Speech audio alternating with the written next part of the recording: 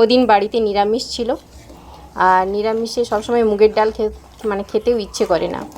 তো সেদিন মাকে বললাম আর মুগের ডাল খাবো না, অড়হর ডাল বানাও। তাই অড়হর ডাল নিয়ে আসলো। অড়হর ডাল সাধারণত খাওয়া হয় না বাড়িতে, তো ছিল না, নতুন নিয়ে আসলো।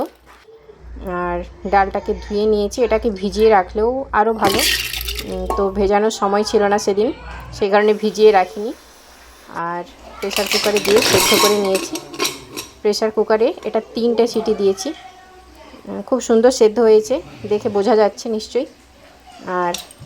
আর আমি এটা হাতে তুলতে গিয়ে দারুণভাবে ছ্যাঁকা খেয়েছিলাম, হাত থেকে ফেলে দিয়েছি। আবার চামচ দিয়ে আপনাদের দেখাচ্ছি কেমন সেদ্ধ হয়েছে। তারপর কড়াইতে সর্ষের তেল দিয়ে, আর বাবাকে বললাম কারি পাতা তুলে নিয়ে আসো, আমাদের বাবার বাড়িতে কারি পাতার গাছ আছে। বাবা কয়েকটা পাতা নিয়ে আসলো, 5 ফোড়ন আর জিরে আর শুকনো লঙ্কা দুটো দিয়ে সামান্য তেল দিয়ে তুলে দিয়েছি। যেহেতু নিরামিষ, পেঁয়াজ দিচ্ছি না। আর এটা নিরামিষ বাদে যেদিন আপনারা বানাবেন সেদিন পেঁয়াজ দিতে পারেন, আর পেঁয়াজ দিলেও দিয়ে বানালেও খুব ভালো লাগে। তো ওদিন নিরামিষ ছিল, সেই কারণে পেঁয়াজটা স্কিপ করে গেছি। এরপর ডাল দিয়ে পরিমাণ মতো জলটা অ্যাড করে দিচ্ছি।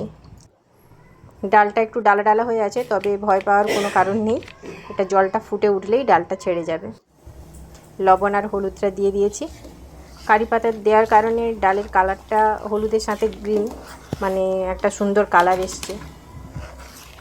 এবার ডালাটা ছেড়ে গেছে দেখুন, একটু খুন্তি দিয়ে নেড়ে দেবেন, 2-1টা ডালা থাকলেও থাকতে পারে। আর যদি ডাল ঘাঁটা যে কাঁটা হয় ওটা দিয়ে করে দিলে তো আরও ভালো, আর কিছু লাগবেই না। ডালটা একটু ভালো করে ফোটাবেন।